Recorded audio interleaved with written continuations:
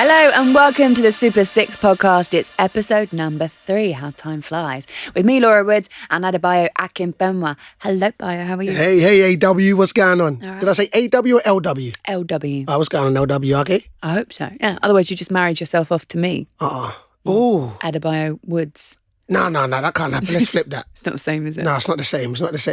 Let me see. Laura Akinfenwa. Adebayo Woods. No. Laura Akinfenwa sounds better. Does it? Yeah, slightly. Fair enough. Hey, look, we've got a few bits of housekeeping to do before we even move on with this podcast this week, right? We want to go back to last week where you said something deemed controversial. Let me say something. Let me say something. The one thing I do like, I like opinions, I like conversations, which was cool. So I said about the comment, and of course, people jumped on that I said Vardy will be a bigger legend when he retires than Drogba. So, listen, when they came at me hard. So listen, it's love. Let me break this down. Anybody that knows me knows I'm a Drogba fan. I love his aura. I love the way he plays. So, of course, I relate to the way Drogba plays.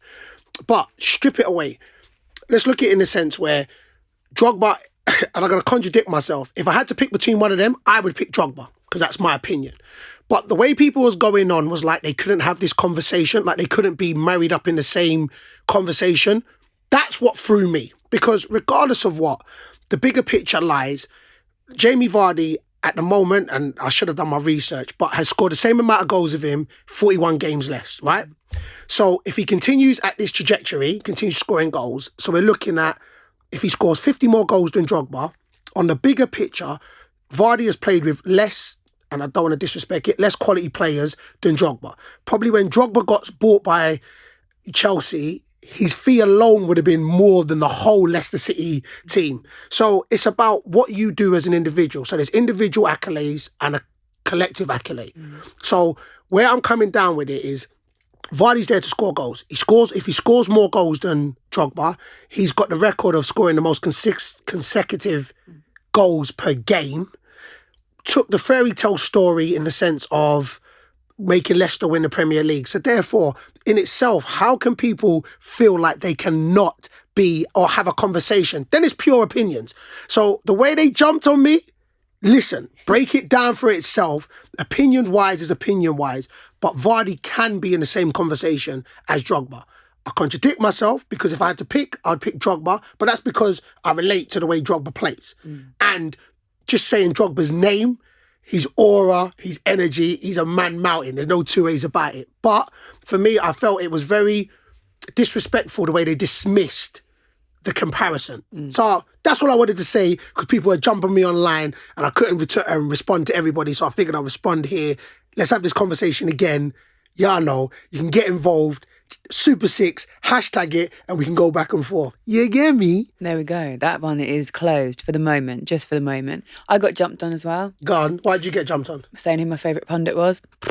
Oh, good. Anyway, I told you should have been JC anyway. I told you it should have been JC. You want to try and go with GN and that. It should have been JC. JC, you was my guy. But what happened? Talk to me. I mean, I did. Apparently it's like picking between your children, isn't it? You should never actually verbalise it. Because I've got lots of friends in the industry who are pundits as well, not naming any names. I love equally all of you. I just at that moment in time, just felt the need to say what I said about Gary Neville. I also want to throw Michael Richards' name into the mix. Bad man. But the one thing is, the question was between Jamie and Neville, wasn't it? Do you know what I mean? Yeah. Between Carrot and Neville. Yeah. That was the question. So I just had to answer what was in front of me. Oh, so wait, so they jumped on you! JC good, afterwards. No, not Jamie. Not Jamie. Jamie Carragher didn't jump. Yeah. I mean what you're saying, but I'm trying to let Jamie know that I told her she should have picked you. So I'm glad they jumped on her because I said he should have picked you anyway. But equally, it's all about opinions, isn't it? No, it's all about. Come on now, opinions. listen. Yeah, as long as it wasn't malice, like, you know what I'm saying? There was a question and you had to answer the question. So listen, it's all love. So anyway, if I'm answering over all the pundits, Michael Richards all day. yeah. Come on, Mike, I'm with you on that. Right, let's move on, shall we? Cool. You can go back if you want and download. If you don't know, if this is the first time you've ever listened to this podcast and you've got no idea what we're talking about, go back and you can download it. It was episode 2, that's what we're referring to. You can also get involved in all the chat and do whatever you want. Do you want to hear what's coming up on this week's show? Hey, LW, let them know. Shall we do it? Yeah. I'll do the first one, you do the second one. We'll do that flip-flop thing that we do so well. That back and forth. We're getting used to it, aren't we? I know. Okay, so we're going to test our debating skills this week as we take on Super 60 Seconds Challenge. It's a new one. All right, but before we do that, we're going to find out a little bit more about each other in the game of, 2 truths and a lie. I like that. And we'll also be discussing this week's Super 6 fixtures and give you our predictions for round 3. And the prize money has rolled over again, so you have another chance to win a massive, whopping £1 million. And remember that it is free to play. Mm-hmm. All of that is still to come, and you can join in on the conversation on Twitter by using the hashtag Super6Podcast or give us a follow at Super6. So we're going to have a quick look now over some listener questions. You've been sending them in your drones. Picked up a couple of good ones. I quite like this one. Ian Parks has sent a message in saying, what's your favourite away ground and why, Bayo? I've said this a few times. I've gone on record saying it's Fratton Park, Portsmouth.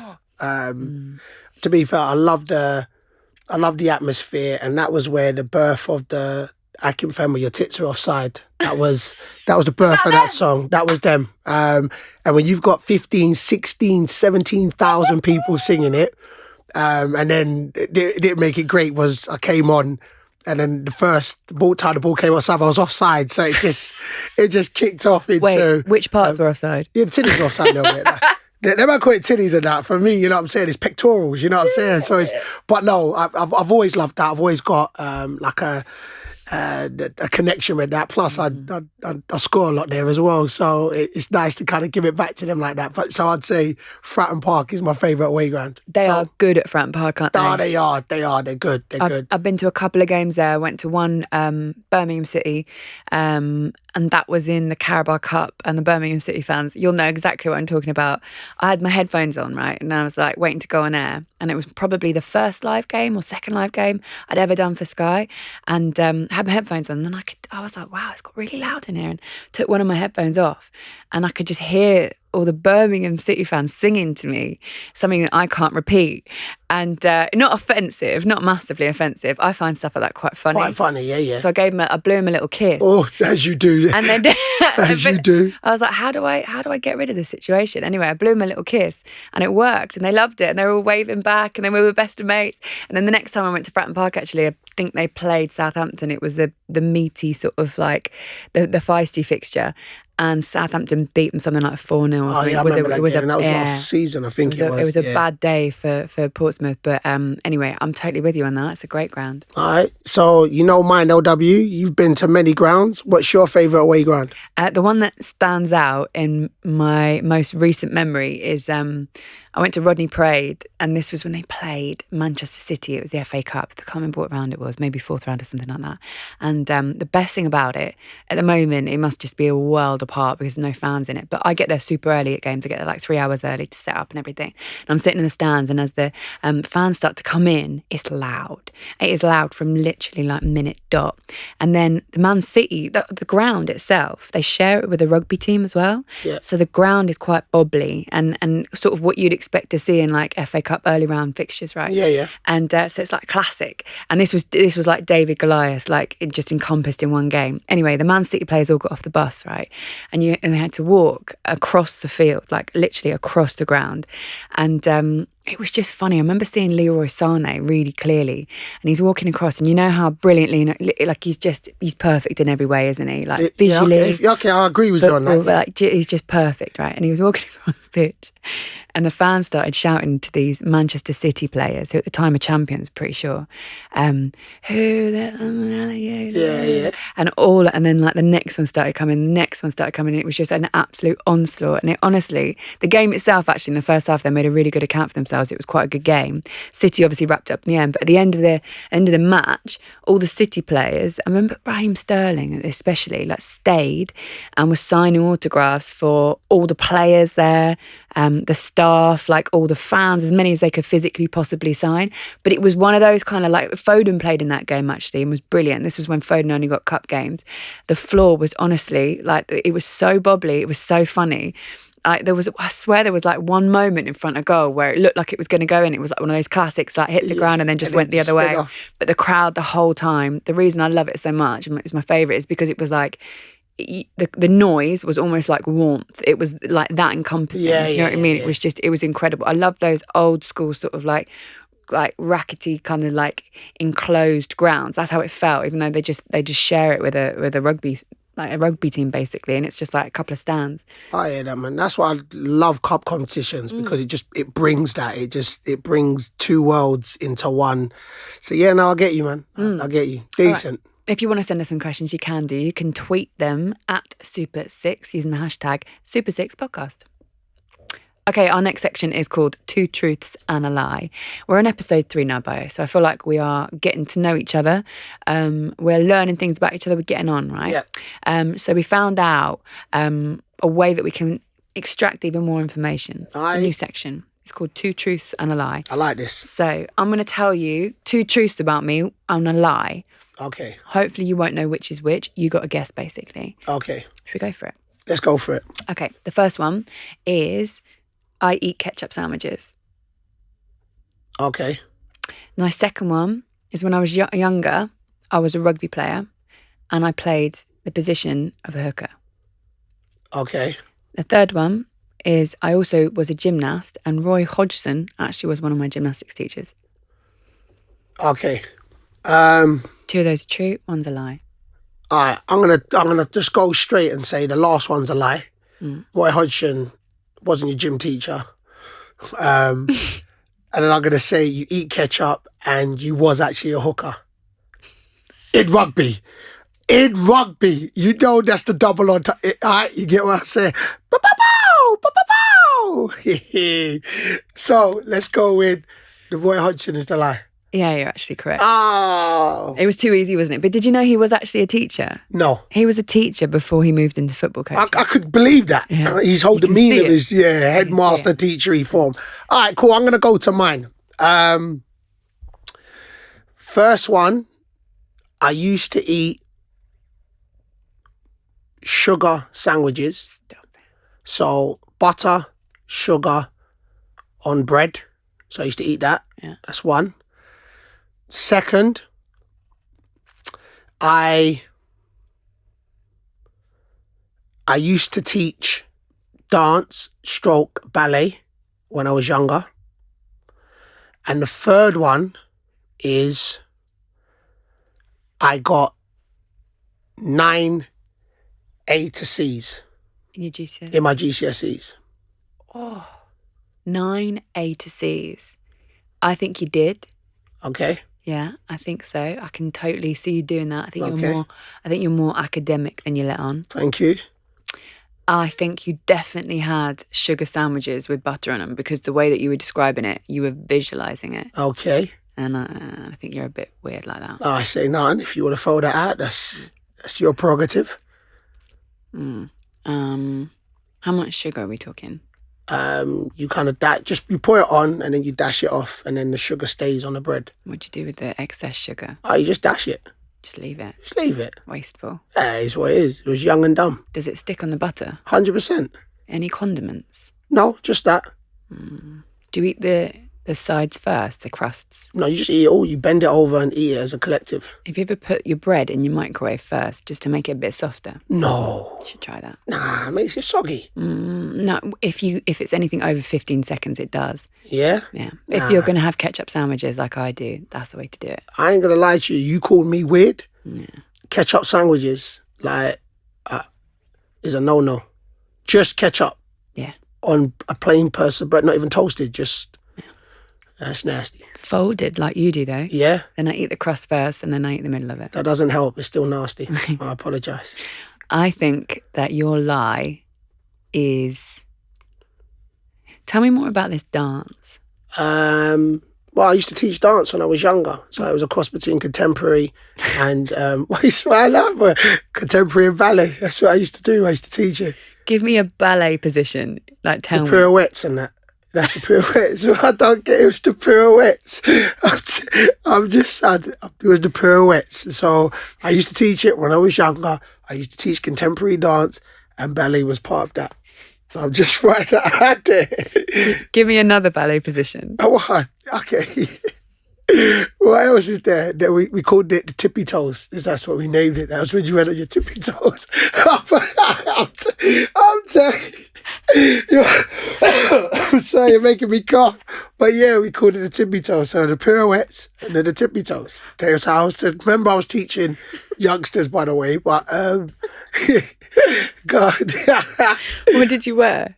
I wore normal clothes, the normal tracksuit. That's what I wore. I know. Remember, it was contemporary. So within the contemporary dance, it was all forms of dance, and it was hip hop, it was ballet, it was all. So I was in, I wore what I wore. Can you tell me what a plie is? Yeah. Go on. So a plie is when you stand, both arms come up, and then you kind of like bow. So plie. So you go down. That's what it is. Oh, that's throwing me that. Do you know what? I was convinced. I was like, no, that's the lie.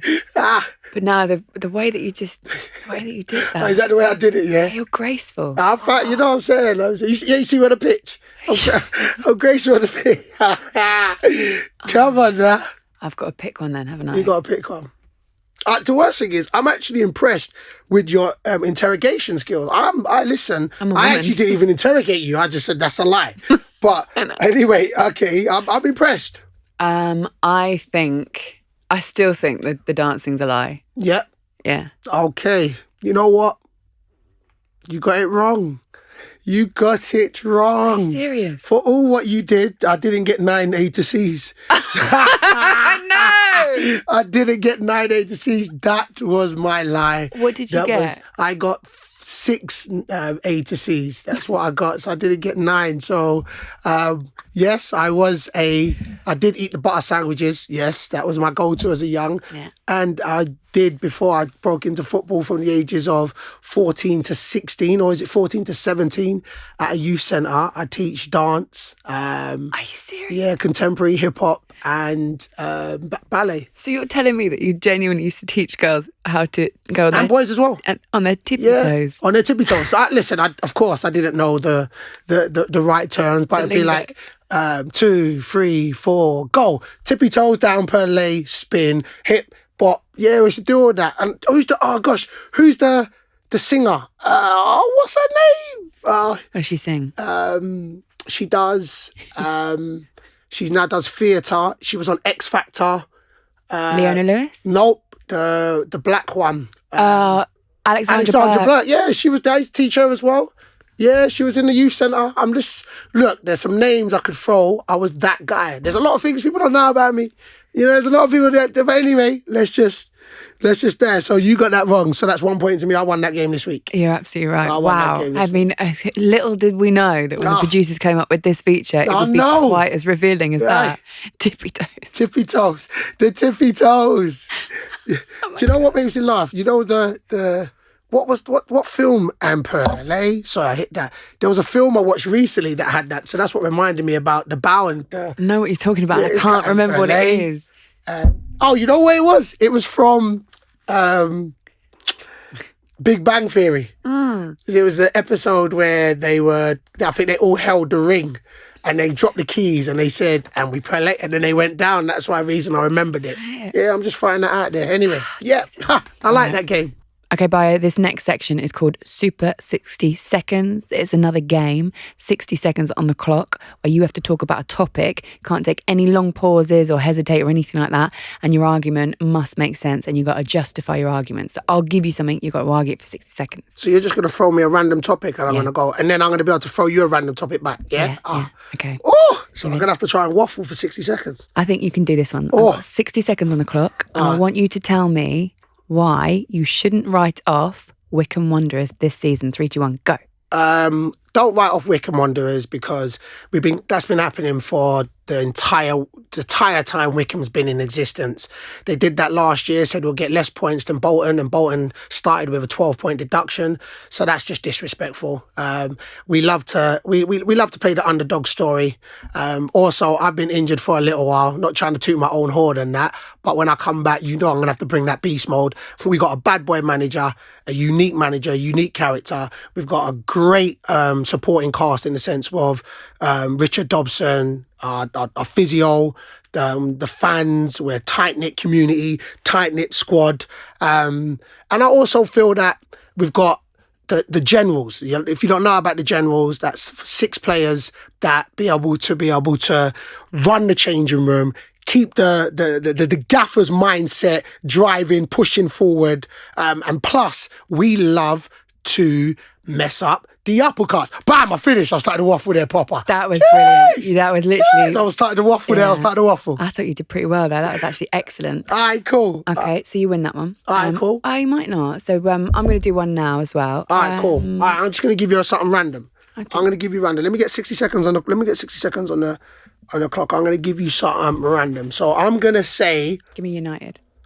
All right, cool. You want something to do with United? Yeah. All right. Are you a United supporter? No. You're Arsenal supporter, innit? Yeah. All right. I'll tell you what, cool. I'll give you something with United. Find me positives with Man United this season. Go. Okay, positives about Manchester United this season. First of all, is that you've had a bad start, so the only way is up.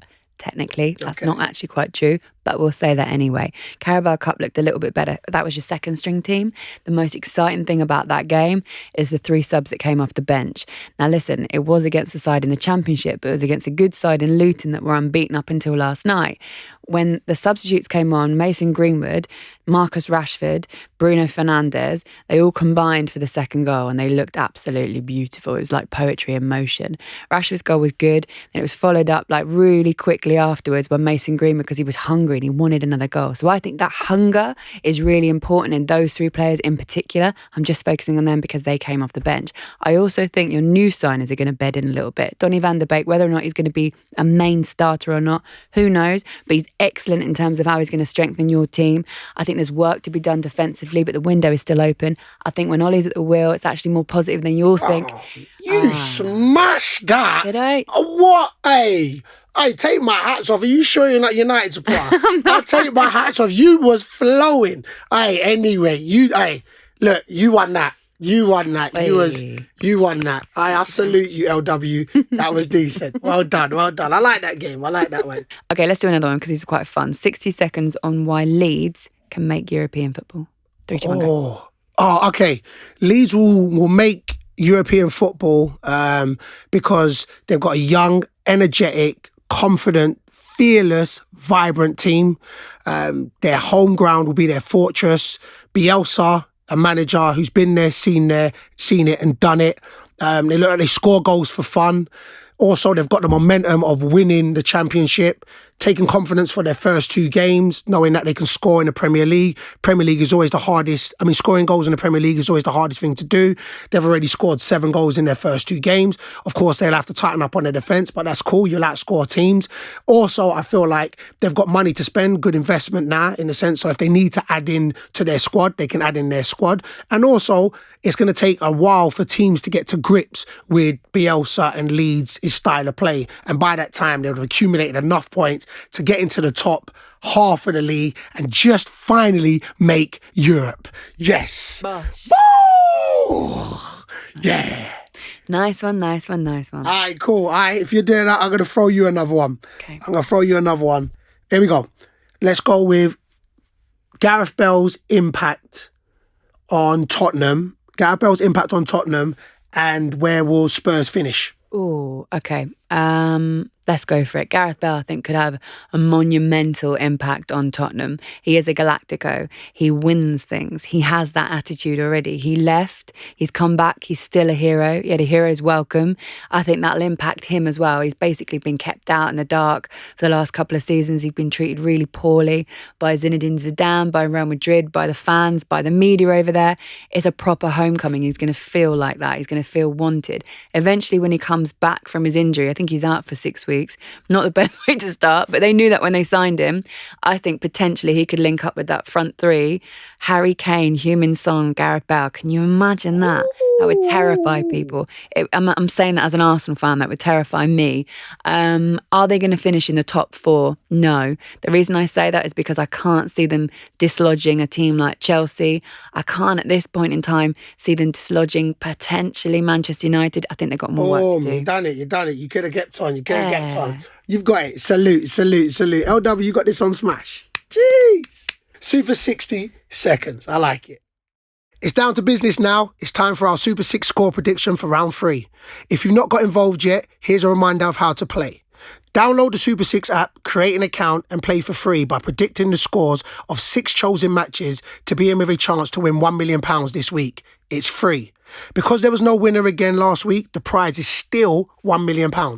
Paul Beards from Coventry managed to score 24 points, 4 correct scores and 2 correct results, landing him £5,000 in consolation prizes. 7 players scored 24 points, but Paul had the closest golden goal with his 6th minute prediction. Remember that we have our own Super 6 league. Feel free to join the league using the code KHN3GV.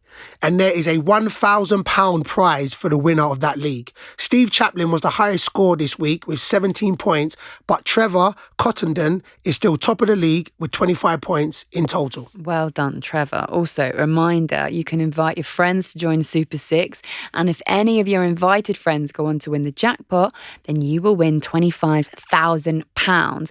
Bayo, do you want to hear how we got on last week? Yeah. Okay, I must be top of the list as well now, yeah? You scored 6 points. What? Which means you're on 10 for the season. Yeah, what were you on then? Well, I scored 9 points, which means I'm on 13 for the season. Hey, this is rigged, yeah? What's going on? Right, you're better than me. We're not the greatest at this, you know? No, we're really not. Jeez. Neither of us are very good. We're setting the standard quite low, aren't we?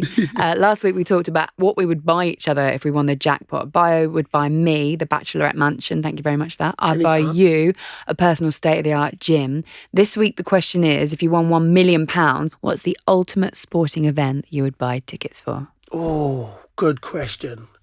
I would have said the Super Bowl, but I've been twice. Drop mic. No, you know what? It would probably have to be the World Cup final. Yeah. And I would love it to be Nigeria, England in the final. Yeah. Which country would you want it to be hosted in? Oh, that's a good one. Vegas. Oh, Vegas isn't a country, but you can... Oh, yeah, but cool, that hurt me there. We've got to do that again, they'll be ripping me. They will rip me. We got to do that again, they will jump on me hard.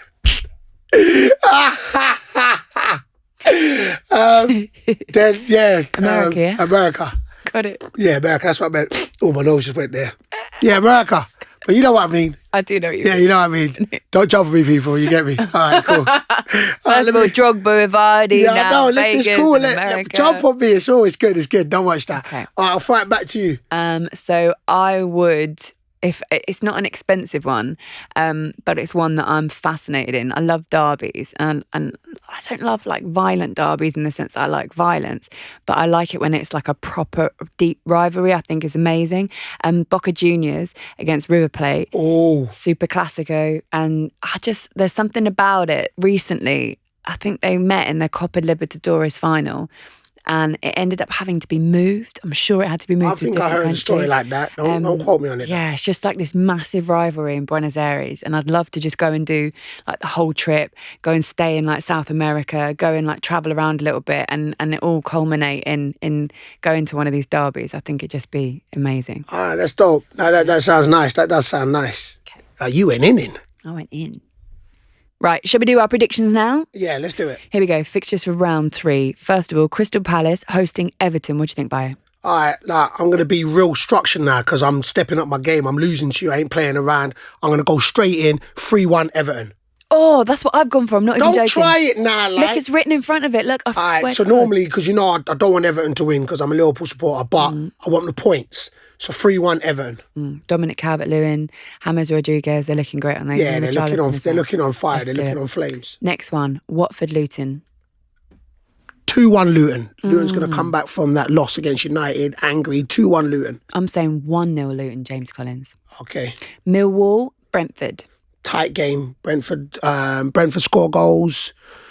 Millwall's pretty solid. I'm going to say 2-1 Brentford. I'm saying 2-0 Brentford. Okay. QPR, Borough.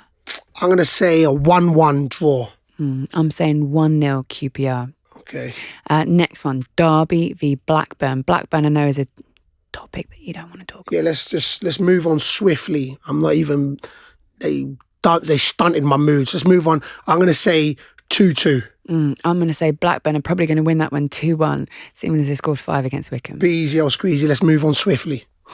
Cardiff, Reading. I'm going to say 2-0 Cardiff. I'm saying 1-0 Reading. Yeah? There we go. We split somewhere. Yeah, no, it's good. Let's split because right now I want the points and I went against like my heart with some of these, Cardiff because I'm a Swansea guy, Everton because I'm a Liverpool guy, but I'm going to get the points on the board. Okay, just to let you know as well, this week the Super 6 round closes at 12:30pm on Saturday. This is due to the early kickoff between Watford and Luton. Finally, we're going to focus on Liverpool v Arsenal. It's a head-to-head. It's actually me and you going head-to-head. Yes. Isn't it? Yes. Big Liverpool fan in Bayo, yes. Big Arsenal fan in me. We're going to predict the outcome and argue our case. So, Bayo, I want you to go first. Okay. Who's going to win and why? All right, listen, I'd back Liverpool any day of the week. I think Liverpool in a good place. Listen, Thiago came in and he was exceptional. I get that they had 10 men, but he was exceptional. You know what he's going to bring. And I do think Arsenal, not recently have been our bogey team for some reason, beat us in the Community Shield, beat us Premier League on lockdown, even though I know we had won the league and we had our foot off the gas. But I do think back at Anfield, I do think it's going to be a comfortable win. I do think we'll win 3-1. Do you know what? I'm not going to disagree with you. Unfortunately, being the Arsenal fan, I want to say Arsenal are going to win this one. I don't think you beat Liverpool 3 times in a row. Even if one of them was with you guys with a hangover, even if the other one was Community Shield and people don't think that's a proper trophy, I still think there is something about that Liverpool side that will be hurt from those 2 losses. Yeah. I think Mane is looking exceptional. Salah in the opening game of the season was just ridiculous as well. Arsenal, up front, no problems at all. Defensively, I think they're still yet to properly gel their new defenders together, the centre-backs. So I think probably for me, it's going to be, I don't know what the score is. They always put loads. You put loads past us normally, but do you know what? I'm going to say it'll be a bit tighter. I'm going to say it'll be 2-1 Liverpool. I would also say that you defensively would have been a bit weak considering that Virgil van Dijk partnered with basically there's no other centre-backs because they're all injured or out or whatever. But Fabinho, when he dropped back into that role and basically got man of the match, was amazing. So Yeah. Listen, I'm not as confident as prior because I do think Arteta and I do think Aubameyang. I didn't want him to sign because I think he's that good. And I do think Arsenal raised their game when they play Liverpool. I honestly do. So normally I would have sat down and I'd have been like, listen, it's 3 points definite. Even though I am confident we're going to win, I do think Arteta's working some magic there. I just agree with you. I think Liverpool will be hurt and wouldn't want the fact of Arsenal saying they beat them 3 times in a row. So, and I think, like you said, the 3, and I do think with Jota coming in, it just ups everybody's game again, sort of thing. So fingers crossed. But I am quietly confident that it'll be 3-1 Liverpool. Okay. That is it for another week. Thank you so much for listening. If you got this far, congratulations. Yeah. Don't forget to like and subscribe to make sure you stay up to date with the Super 6. And you can join in on a conversation on Twitter with the hashtag Super 6 Podcast or follow us at Super 6. Yeah, and we'll be back next week with a new set of fixtures and more chat from me, Laura Woods, him, Bayo Akinfenwa. We'll see you then. Yeah. Peace and love.